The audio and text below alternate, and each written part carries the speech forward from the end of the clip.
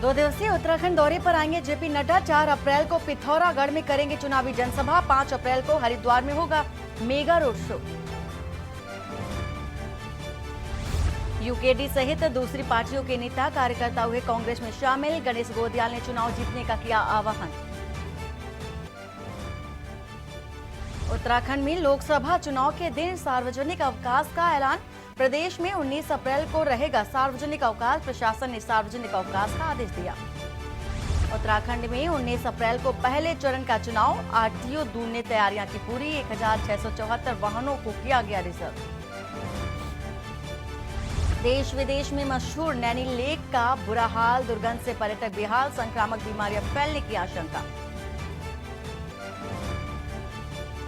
आज से अगले 3 दिन तक बिगड़ा रहेगा मौसम। कई जिलों में बारिश और बिजली चमकने का येलो अलर्ट।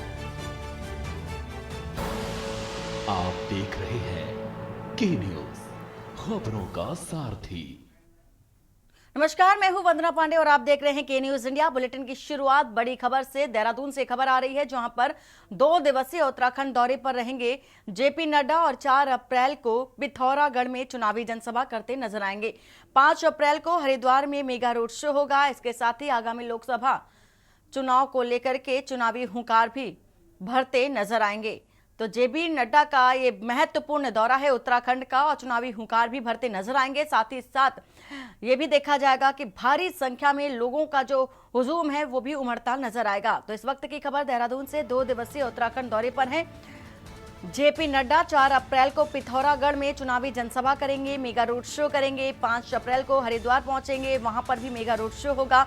जनता तक सीधा रुख करेंगे और संबोधित भी करते नजर आएंगे। तमाम तरह की जो तैयारियां हैं वो पूरी हो चुकी हैं। बीजेपी के कार्यकर्ता लगातार चुनावी मैदान में दिखाई दे रहे हैं और लोगों के बीच पहुंच रहे हैं। जो भी योजनाएं हैं लोगों तक पहुंचा रहे हैं और तरह तरह के अभियान भी बीजेपी की ओर से चलाए जा रहे हैं। अब चूंकि मेगा रोड शो के माध्यम से जन समूह होगा और जनता को संबोधित भी करते नजर आएंगे JP Nadda. Mega road show Haridwar में भी होगा। आगामी लोकसभा चुनाव को देखते हुए चुनावी हुंकार जो है वो भी भरते नजर आएंगे। तो महत्वपूर्ण ये दौरा माना जा सकता है जेपी नड्डा का। और अंकित काला इसी खबर पर है। अंकित, पूरी तैयारियां हो चुकी हैं, अब चूंकि इंतजार है तो सिर्फ जेपी नड्डा के आने का, क्या कुछ अपडेट है? बिल्कुल वंदना, आपने सही कहा। देखिए, उत्तराखंड में लोकसभा का इलेक्शन होना है। प्रथम चरण में 19 अप्रैल को राज्य में मतदान होना है वंदना, और इसको लेकर के तमाम राजनीतिक दल अपनी अपनी तैयारी कर रहे हैं। हालांकि अगर इन्हीं तैयारी की बात करें तो भाजपा सभी अपने विपक्षी दलों से काफी आगे है। कल आपने देखा कि रुद्रपुर में किस तरीके से प्रधानमंत्री नरेंद्र मोदी ने विशाल चुनावी जनसभा को संबोधित किया और कहीं ना कहीं भाजपा के पक्ष में माहौल बनाया। इसके अलावा प्रधानमंत्री नरेंद्र मोदी के बाद अब 2 दिवसीय उत्तराखंड दौरे पर बीजेपी के राष्ट्रीय अध्यक्ष जेपी नड्डा रहेंगे। 4 तारीख को जो उनका कार्यक्रम है उसमें 3 बड़े महत्वपूर्ण ताबड़तोड़ उनके कार्यक्रम हैं, जिसके तहत वो पिथौरागढ़ में पहले एक जनसभा को संबोधित करेंगे और उसके बाद फिर विकास नगर में भी एक विशाल जनसभा को संबोधित करते हुए जेपी नड्डा नजर आएंगे। इसके बाद फिर देर शाम को देहरादून उनका पहुंचने का कार्यक्रम है। देहरादून में टीडी लोकसभा क्षेत्र की वो बैठक लेंगे। बैठक में जो टीडी की जो भाजपा के प्रत्याशी भी हैं और मौजूदा सांसद भी हैं, माल्या राज्य लक्ष्मी शाह, इनको लेकर के इनके किस तरीके से इस प्रत्याशी को जिताया जाए, इसको लेकर के पार्टी के तमाम कार्यकर्ताओं पदाधिकारियों के साथ बैठक करेंगे और आगामी रणनीति पर मंथन किया जाएगा। ये तो बात थी 4 अप्रैल की।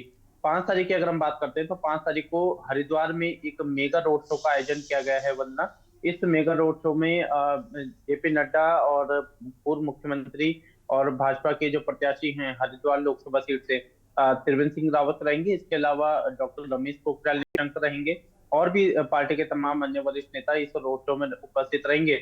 और इस रोड शो के माध्यम से जो भाजपा के प्रत्याशी हैं हरिद्वार लोकसभा सीट से पूर्व मुख्यमंत्री त्रिवेंद्र सिंह रावत, उनको अधिक से अधिक मतदान कराने की अपील की जाएगी। और इसके बाद फिर देर शाम को साधु संतों के साथ भी बैठक करते हुए जेपी नड्डा नजर आएंगे। तो कुल मिलाकर के ताबड़तोड़ बैठकें चल रही है वंदना, और भाजपा पूरी तैयारी के साथ है। क्योंकि देखिए अब जो समय है वो 15 दिनों का के करीब करीब का रह गया है। 19 अप्रैल को मतदान होना है और 48 घंटे पहले ही ये प्रचार प्रसार पर रोक लग जाएगी। तो भाजपा पूरी ताकत के साथ अभी चुनावी प्रचार में लगी बिल्कुल हुई है अंकित, तो और देखा भी जा रहा इसके है बाद कि से ताबड़तोड़ रैलियां जो है बीजेपी की ओर से लगातार की जा रही हैं। मेगा रोड शो किया जा रहा है। कल खुद प्रधानमंत्री नरेंद्र मोदी रुद्रपुर पहुंचे थे, तमाम बड़ी बातें साझा की थी। उत्तराखंड की जनता के साथ भारी संख्या में हुजूम भी देखा गया था। तो क्या अनुमान लगाया जा रहा है, जिस तरह से जेपी नड्डा भी पहुंचेंगे, और क्या भारी तादाद में लोगों के पहुंचने का भी अनुमान है? बिल्कुल वंदना, देखिए भाजपा का जिस तरीके का संगठन है, जिस तरीके की तैयारी है और जिस तरीके के उनके बूथ लेवल तक के कार्यकर्ता हैं, तो इसमें कोई दो राय नहीं है कि भाजपा की जो चुनावी जनसभा होती है और जो उसमें भीड़ आती है वो अप्रत्याशित होती है। कल भी आपने प्रधानमंत्री की रैली में देखा। इसके बाद अब जेपी नड्डा की भी दो जगह विशाल जनसभाएं होनी है। पार्टी के तमाम कार्यकर्ता और पदाधिकारियों को दिशा निर्देश दिए गए हैं। इसके अलावा संयोजक बनाए गए हैं और जिस तरीके से प्रधानमंत्री की जनसभा में भारी भीड़ देखने को मिली और अनुमान लगाया जा रहा है कि पिथौरागढ़ और विकासनगर में भी इसी बिल्कुल तरीके बिल्कुल की भीड़ अंकित, देखने को मिलेगी। आप हमारे साथ बने रहिए। फिलहाल इस जानकारी के लिए आपका बहुत बहुत शुक्रिया। खबर इस वक्त की देहरादून से आपको बता रहे हैं, जेपी नड्डा का अहम दौरा है। 5 अप्रैल को हरिद्वार में मेगा रोड शो होगा। त्रिवेंद्र सिंह रावत जो कि प्रत्याशी के तौर पर चुनावी मैदान में है, उनके लिए वोट की भी अपील करते नजर आएंगे जेपी नड्डा। और 4 अप्रैल को भी महत्वपूर्ण दौरा रहेगा।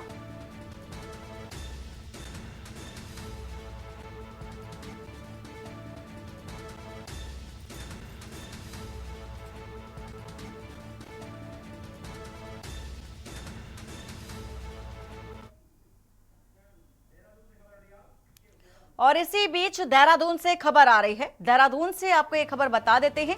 देवभूमि की राजनीति से जुड़ी ये बड़ी खबर आपको बताने जा रहे हैं। देहरादून से इस वक्त की बड़ी खबर, हरक सिंह रावत बीजेपी में शामिल हो सकते हैं। फिलहाल ये जानकारी सूत्रों के हवाले से दे रहे हैं। हरक सिंह रावत थाम सकते हैं भाजपा का दामन। तो पिछले दिनों से ये कयास भी लगाया जा रहा था, चूंकि अब ये साफ होता नजर आ रहा है। कांग्रेस पार्टी को एक और बड़ा झटका लगता हुआ कांग्रेस से बड़े नेता कहे जाते हैं, माने जाते हैं हरक सिंह रावत, चूंकि अब बीजेपी में शामिल हो सकते हैं। ऐसी जानकारी सामने आ रही है। जांच से बचने के लिए थाम सकते हैं बीजेपी का दामन, ऐसी खबर सूत्रों के हवाले से। हरक सिंह की बहू अनुकृति कांग्रेस से दे चुकी हैं इस्तीफा। अब चूंकि हरक सिंह रावत भी बीजेपी में शामिल हो सकते हैं। बड़ी खबर आपको इस वक्त की बता रहे हैं, हरक सिंह रावत बीजेपी में शामिल हो सकते हैं और हरक सिंह रावत भाजपा का दामन थामते नजर आएंगे। कांग्रेस के दिग्गज नेता माने जाते हैं हरक सिंह रावत, और हरक सिंह रावत ईडी की जांच से परेशान चल रहे थे और अब चूंकि देखा जा रहा है ईडी की जांच से बचने के लिए माना ऐसा जा रहा है कि भाजपा में शामिल हो सकते हैं। शुभम इसी खबर पर है। शुभम, पूरी अपडेट क्या है? सिंह रावत जो अब भाजपा में शामिल होने की जिनके कयास लगाए जा रहे हैं, वो अब बिल्कुल उनको बल मिलता जा रहा है, क्योंकि इसकी साफ स्पष्ट वजह शुरू से ही थी कि ईडी के द्वारा जो जांच उन पर की जा रही थी, पाखरो टाइगर सफारी प्रकरण को लेकर, अवैध कटान को लेकर लगातार उस पर जो है उनकी तकलीफें लगातार बढ़ती जा रही थी। ईडी लगातार उस पर जांच की जा रही थी और सुप्रीम कोर्ट में भी ये मामला आया है। तो इसके पश्चात कहीं ना कहीं उनकी जो मुश्किलें बहुत ज्यादा बढ़ती हुई दिखाई दी। और हम देखें तो ये मुश्किलें तब बढ़नी ज्यादा शुरू हुई क्योंकि पूर्व में वो जब उनका एक घोटाले का मामला आया था, उस दौरान वो भाजपा में वन मंत्री रहे। उसी दौरान ये घोटाले की बात आई है और उसके पश्चात जब उन्होंने 2017 के 17 से 21 तक जब वो वन मंत्री थे, 21 के पश्चात जब उन्होंने भाजपा छोड़ी और कांग्रेस में उन्होंने अपना दामन थामा, जहां से कि वो पूर्व में रहे थे। उसके पश्चात ही हम देखें तो ईडी और सीबीआई की जांच उन पर होनी शुरू हो गई और इस शिकंजा लगातार कसता ही चला गया।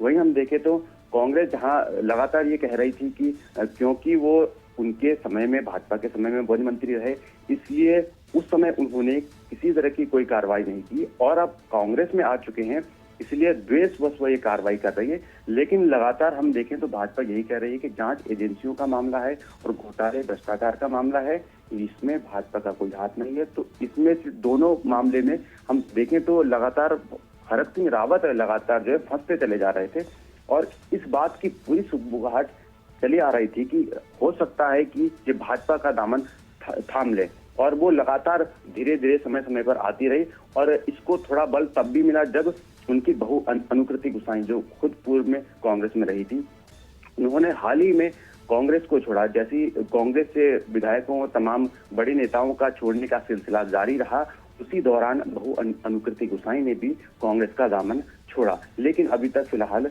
उन्होंने भाजपा का दामन नहीं थामा है। लेकिन हरक सिंह रावत की बात अब लगातार बढ़ती ही जा रही है। और हम इसकी एक बात और देखें तो आज भाजपा मुख्यालय देहरादून में 1 बजे भाजपा का जो सदस्यता अभियान चल रहा है, उसी में एक और कार्यक्रम आयोजित किया गया है, जिसमें कहा जा रहा है कि एक कांग्रेस के वरिष्ठ नेता अपने समर्थकों के साथ भाजपा में शामिल होंगे। तो कहीं ना कहीं इस बात को इससे जोड़कर जरूर देखा जा रहा है कि जो बड़े नेता है, आखिरकार कांग्रेस के वो बड़े नेता कौन हो सकते हैं, क्योंकि हम देखें शुभम, तो एक कई सवाल नेता यहाँ पर ये भी उठता है कि क्या जिस तरह से ईडी की जांच से बचने के लिए हरक सिंह रावत कांग्रेस से इस्तीफा देने के बाद भाजपा में शामिल हो सकते हैं, तो क्या ईडी की जांच आगे भी चलती रहेगी जिस तरह से अनुमानित आंकड़ा लगाया जा रहा है हरक सिंह रावत की ओर से? जी बिल्कुल, देखें तो ये कहना अभी थोड़ा मुश्किल है कि जांच आगे जारी रहेगी या फिर जांच को बंद कर दिया जाएगा। हालांकि कांग्रेस लगातार ये आरोप लगाती रही है कि अगर उसके जो भी विधायक या जो भी बड़े नेता हैं, जब वो अगर दागदार हैं और वो जब भाजपा का दामन थाम लेते हैं, तो कहीं ना कहीं इनकी जांच में एक शिथिलता देखी गई है। और ये लगातार ही पूर्व से लेकर अभी तक कांग्रेस ये बात को उठाती आ रही है। बिल्कुल बिल्कुल शुभम, देखा भी जा रहा है विपक्ष को एक और मुद्दा मिलता हुआ। पूरी जानकारी देने के लिए आपका शुक्रिया। फिलहाल खबर सूत्रों के हवाले से है कि हरक सिंह रावत कांग्रेस से इस्तीफा देकर भाजपा में शामिल हो सकते हैं, और इससे पहले अनुकृति भी, जो कि बहू हैं हरक सिंह रावत की, उन्होंने कांग्रेस से इस्तीफा पहले ही दे दिया था। पाखरो रेंज घोटाले में मनी लॉन्ड्रिंग मामले में हरक सिंह रावत को ईडी ने समन भेजा था।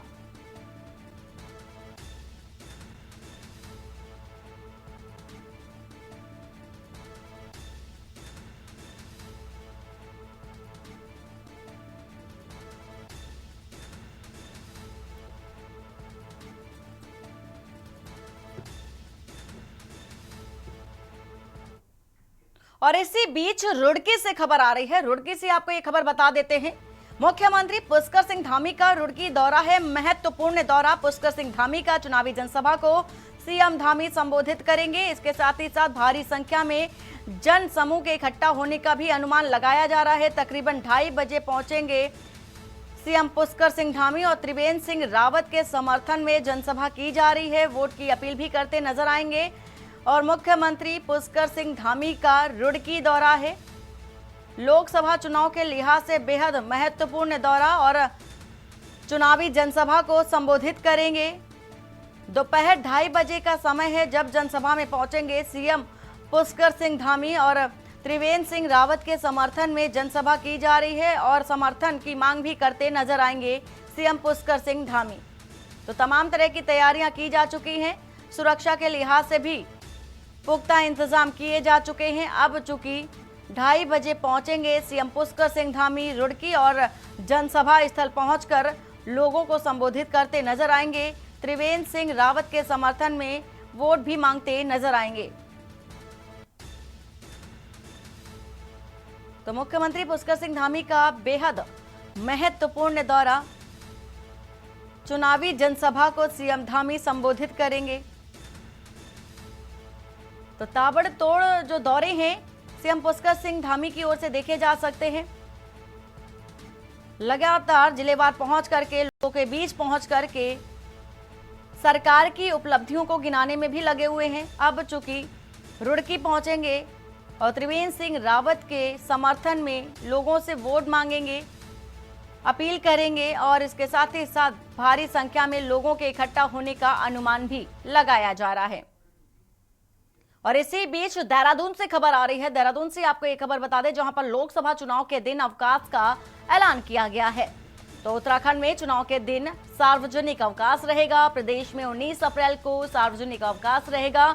प्रशासन ने सार्वजनिक अवकाश घोषित करने के आदेश भी दे दिए हैं। तो निर्वाचन आयोग ने बताया, ऐसा भी जा रहा है कि निर्वाचन विभाग ने भी सभी डीएम को आदेश दिए हैं, अवकाश घोषित किए जाने के आदेश जारी किए गए हैं और ज्यादा से ज्यादा मतदान के लिए अवकाश का ये फैसला किया गया है। तो निर्वाचन विभाग की ओर से ऐसा फैसला लिया गया है।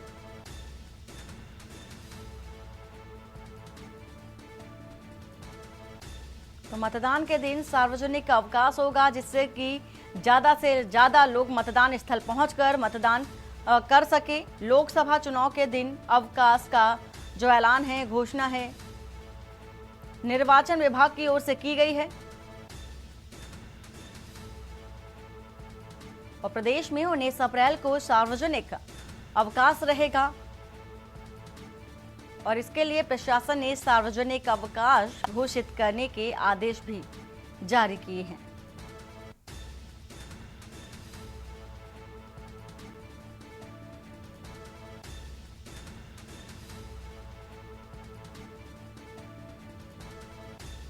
और अंकित काला इसी खबर पर है। अंकित, सार्वजनिक अवकाश का ऐलान किया गया है निर्वाचन विभाग की ओर से और अब चूंकि देखा जा रहा है कि अवकाश के बाद जितने भी मतदाता हैं मतदान स्थल पर पहुंच करके मतदान कर सके, इसलिए अवकाश की घोषणा विभाग की ओर से की गई है।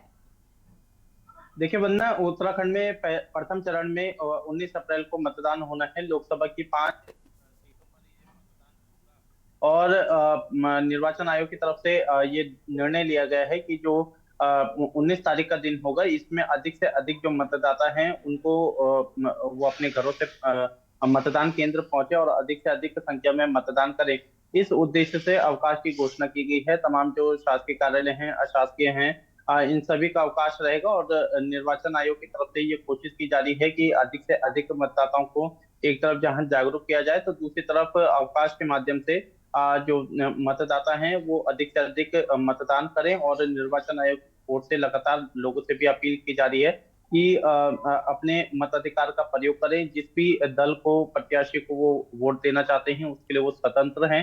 इसके अलावा पुलिस प्रशासन और तमाम विभाग की ओर से निष्पक्ष और निर्भीक मतदान को लेकर के तमाम कार्य किए जा रहे हैं। चाहे फिर वो फ्लैग मार्च की बात करें, चाहे फिर वो चेकिंग अभियान की बात करें, इस तरीके से तमाम जो कार्रवाई है वो प्रशासन की तरफ से की जा रही है। और इसी बीच अब अवकाश की घोषणा की गई है, तो ऐसे में देखना होगा कि इस अवकाश के बाद क्या राज्य में जो मतदान का प्रतिशत है उसमें बढ़ोतरी होती है या नहीं। लेकिन अनुमान लगाया जा रहा है कि अवकाश के माध्यम से कहीं ना कहीं इस बार भारी संख्या में मतदाता अपने मतदान का प्रयोग करते हुए नजर आएंगे।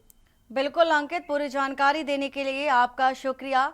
खबर इस वक्त की बता रहे हैं देहरादून से, जहां पर सार्वजनिक अवकाश का ऐलान किया गया है। मतदान के दिन सार्वजनिक अवकाश रहेगा। 19 अप्रैल को सभी जो संस्थान हैं, विभाग हैं, छुट्टी रहेगी और जिससे कि सारे ही जो मतदाता हैं मतदान स्थल पहुंच सकें और वोट कास्ट कर सकें।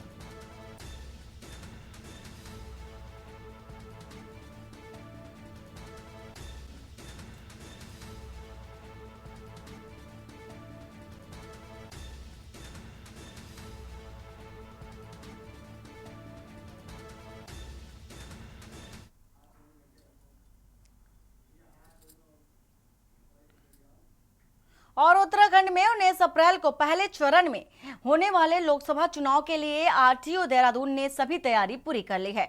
आरटीओ देहरादून सुनील शर्मा ने बताया है कि मतदान के दौरान पोलिंग पार्टी अधिकारी और पुलिस और पैरामिलिट्री फोर्स को मतदान केंद्र लाने और वापस ले जाने के लिए निर्वाचन आयोग की ओर से 1398 वाहनों की डिमांड की गई थी, जिसके बाद आरटीओ ने 1674 वाहनों का अधिग्रहण कर 20% वाहनों को रिजर्व में रख लिया है।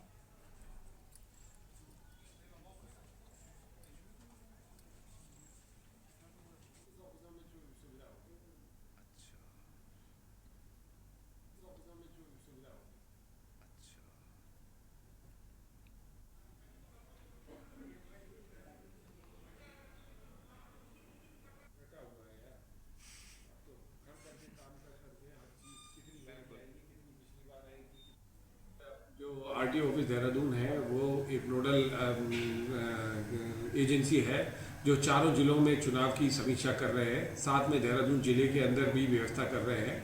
इसके अंतर्गत अगर सिर्फ देहरादून जिले का लिया जाए तो देहरादून जिले में अब तक जो डिमांड प्राप्त हुई है 1398 वाहन की डिमांड प्राप्त हुई है, जिसके अंदर एमसीसी में लगे सारे अधिकारियों के लिए वाहन, पोलिंग पार्टी के लिए वाहन, पुलिस के लिए वाहन और जो अन्य राज्यों से हमें पैरामिलिट्री फोर्सेज आएंगी उनके लिए वाहन प्रोवाइड किए जा रहे हैं।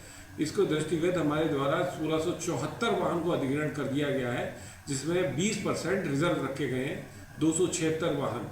और ये भी सुनिश्चित किया जा रहा है कि जो अप्रत्याशित डिमांड आ जाती है, चाहे वो पुलिस से आए या फिर निर्वाचन से आए, उसको भी तुरंत प्रोवाइड किया जाए, जैसे कि जीपीएस से लगे हुए कंटेनर हो या एक स्पेसिफिक तरह के वाहन है जो कि आवश्यकता पड़ती है। और रुड़की के सुनहरा में एक फैक्ट्री में देहरादून से आई ड्रग विभाग और FADA की टीम ने बड़ी कार्रवाई की है। मुखबिर के द्वारा देहरादून ड्रग कंट्रोलर को सूचना मिली थी कि बिना लाइसेंस के फैक्ट्री के अंदर मैन्युफैक्चरिंग की जा रही है, जिसमें देहरादून से एक टीम गठित की गई और छापेमार कार्रवाई की गई, जिसमें टीम ने मौके पर पाया कि दवाइयों के कैप्सूल बनाने में जो पैलेट्स होते हैं उनका यहां पर निर्माण किया जा रहा था, जबकि इस फैक्ट्री में देखा जा रहा है कि वह ट्रेडिंग का लाइसेंस लिया हुआ है, पर उसके बावजूद यहां पर दवाई बनाने में काम आने वाले पैलेट्स का निर्माण किया जा रहा था, जिसमें भारी तादाद में टीम ने यहां से तैयार पैलेट्स के बॉक्स को और ड्रम बरामद कर लिया है।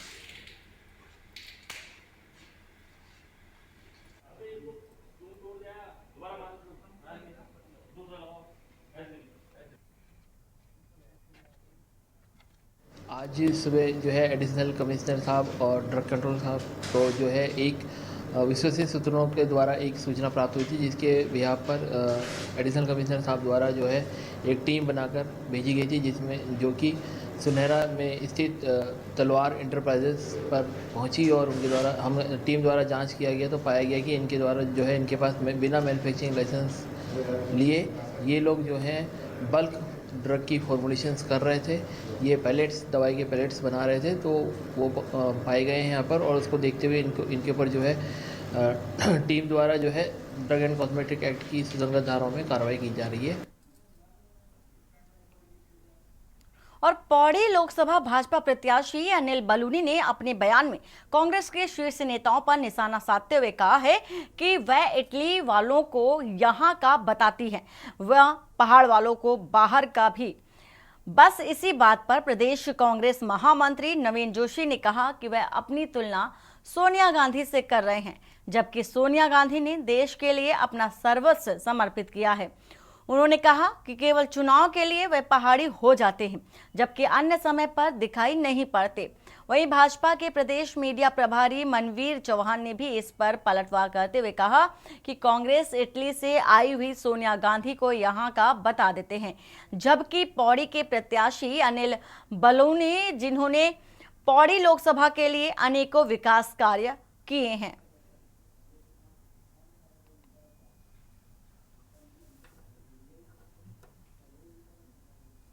देखिए, अनिल बलूनी जी जो यहाँ से कैंडिडेट हैं, उन्हें उत्तराखंड के बारे में अगर आप पूछ लेंगे ना, वो सिर्फ उत्तराखंड का होना बहुत बड़ी बात नहीं है। आप अगर अपनी तुलना सोनिया गांधी जी से कर रहे हैं, सोनिया जी तो यहाँ बहू बन के आई हैं, उनके पूरे परिवार ने कुर्बानियां दी है। इनके भारतीय जनता पार्टी के उसमें आप बताइए एक ने भी कुर्बानी दी हो? कोई कुर्बानी देने वाला नहीं है। ये सब अवसरवादी हैं। अगर सोनिया गांधी चाहती तो देश का प्रधानमंत्री बन सकती थी। जिस प्रकार से आपने ये आरोप लगाए हैं, तो उन्होंने प्रधानमंत्री नहीं बने, ना राहुल जी देश के प्रधानमंत्री बने। जब कांग्रेस की सत्ता थी तब ये कभी भी प्रधानमंत्री बन सकते थे। सोनिया गांधी इटली से आकर के यहाँ की हो जाती हैं, और आदरणीय हमारे पौड़ी लोकसभा की जो हमारी भारतीय जनता पार्टी की जो प्रत्याशी हैं आदरणीय अनिल बलूनी जी, जो गढ़वाल के लाल हैं, जिन्होंने पौड़ी लोकसभा क्षेत्र के लिए, गढ़वाल क्षेत्र के लिए एक नहीं अनेकों ऐतिहासिक काम उन्होंने किए हैं, और लगातार वो पूरे प्रदेश की चिंता भी करते हैं। लेकिन कांग्रेस के प्रत्याशी को महाराष्ट्र से इनकम टैक्स के नोटिस आते हैं और हमारे प्रत्याशी को वो बाहरी बताते हैं। ये तो स्पष्ट हो चुका है कि प्रत्याशी बाहरी कौन है। उनके जो प्रत्याशी हैं गणेश गोदियाल जी, उनका सारा कारोबार महाराष्ट्र में है।